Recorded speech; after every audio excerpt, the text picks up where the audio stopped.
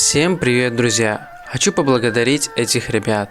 Непобедимый Твиллан, Синапортер, Хайтани. Спасибо за вашу поддержку. Прошлый выпуск закончился на том, что произошла стычка между двумя небожителями. Однако им помешала полиция, и всем пришлось разбежаться. После Такемичи узнает, что Дракин состоит в брахманах. Ну что ж, давайте узнаем, что было дальше. Погнали.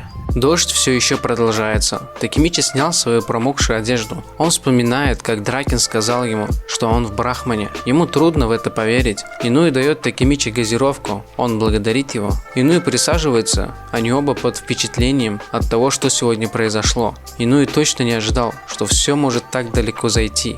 Такемичи спрашивает, где Дракин.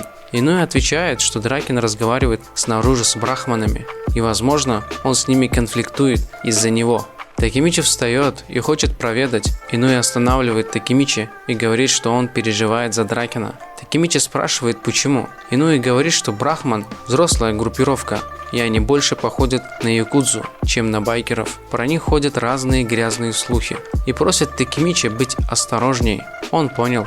Такемичи выходит и ошарашен тем, что Дракин прижал Такеоми к стене и говорит, что он вообще не слушает его. Дракин говорит, что он не позволит им посягать на Такемичи и просит не вмешивать сюда бывших свастонов и напоминает ему о каком-то их уговоре. Такемичи останавливает Дракина, Дракин замечает его и отпускает Такеоми. Такемичи просит объяснений, Дракин молчит, и кто-то говорит, что Дракин хочет вернуть Майки. Это был Сенджу, и он говорит, а мы брахманы, хотим уничтожить свастонов Канта под руководством Майки. У нас схожие цели. Такемичи узнает его, Такеоми закуривает и обращается к Такемичи и говорит, мне нравился дух свастонов. Это не то, чтобы стать номером 1 группировка в Японии, а изменить целую эпоху гопников. Это очень похоже на Майки. Такемичи понравился его ответ. Такеоми продолжает и говорит, что сейчас у свастонов Канта и близко нет такого духа. Они сильно отличаются.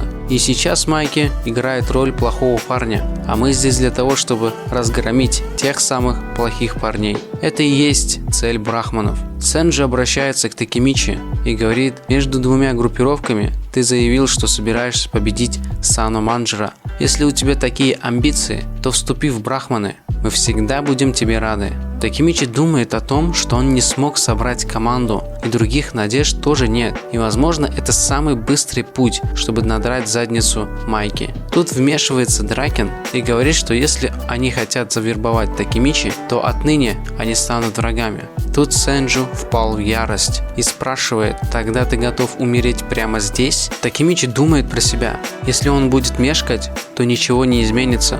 И обращается к Дракину и говорит, что он вступит в брахманы. Дракин не понял.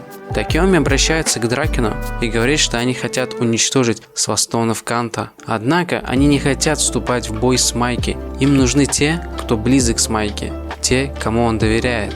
Они хотели бы его переубедить без лишнего кровопролития и просят понять его. Сенджи подмечает, что дождь закончился. Дракин выдыхает и говорит, что это хотя бы не рандомный паренек, а Такемичи. И обращаясь к Такемичи, говорит, что они будут в брахмане до тех пор, пока не достигнут общей цели. Такемичи согласен и, протягивая руку, говорит, чтобы он не забывал об этом.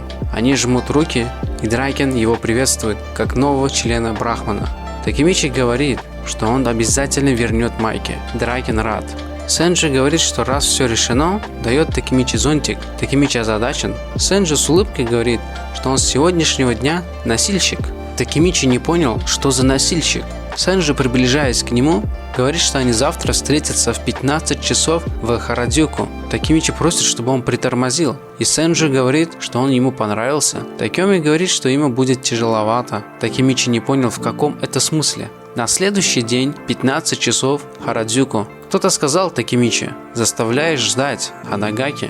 Это был Сенджу. И говорит, чтобы они уже пошли за покупками. При этом у него девчачья форма. Такемичи не понял, кто это, и спрашивает его об этом. Сенджи говорит, что это грубовато с его стороны, они ведь вчера договаривались. Такемичи в шоке, что Сенджи оказалась девушкой. Да, я знаю, что вы писали, что Сенджи девушка, однако только теперь я могу назвать ее она, так как в манге до этого не было никакого упоминания, что Сенджи девушка. Я специально называл ее до этого момента в мужском роде, так как это не для вас, тех, кто уже прочли мангу. Это для тех, кто будет смотреть через год или 2 года, которые не будут читать мангу, а просто возьмут и залпом посмотрят все серии. Как-то так. Продолжаем. Сенджи не понравилась реакция Такемичи. Она вроде не упоминала, что является парнем. А Такемичи говорит, что она просто глава брахманов и так далее. А Сенджи обернулась и просит прекратить трепаться и пойти уже за покупками. А Такемичи все еще офигевает,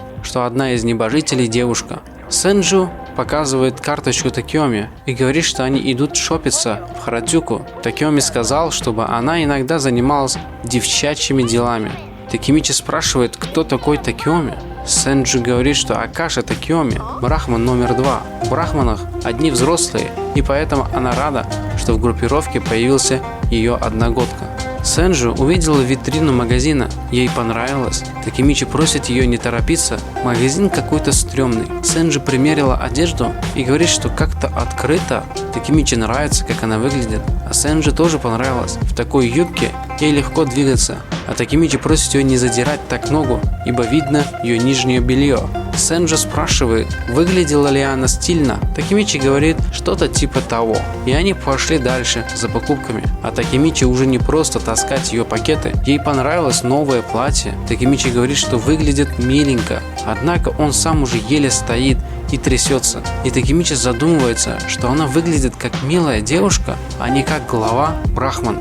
Такемичи спрашивает Сенджи, в каких она отношениях с Такеоми. Сенджи не поняла, в каком смысле. Такемичи уточняет, что Такеоми ведь был в первом поколении черных драконов, получается ему сейчас около 25 лет или даже больше, и спрашивает ее, вы что, встречаетесь? Сенджи отвечает, что Такеоми ее старший брат. Такемичи удивлен, что они родственники. Сенджи это подтверждает и говорит, что ее настоящее имя Акаши Сенджи, а Кавараги Сенджи это просто псевдоним.